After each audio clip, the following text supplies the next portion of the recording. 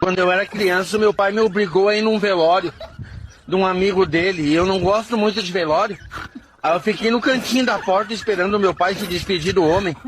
Aí de repente chegou um senhor, passou a mão na minha cabeça e disse: aproveita a vida, garoto. Que eu não aproveitei. E saiu dali. Eu fiquei com aquelas palavras na minha cabeça. Aí o meu pai disse: vamos embora, vai lá te despedir do morto. Eu falei: não precisa, pai. Ele vai, eu tô mandando. Aí eu cheguei perto do caixão. Era o mesmo homem que tinha passado a mão na minha cabeça e se despedido de mim.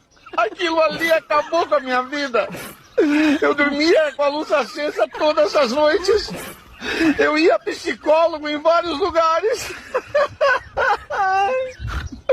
Até que há um mês atrás eu descobri uma coisa que mudou a minha vida. Sim, aquele maldito morto tinha um irmão gêmeo.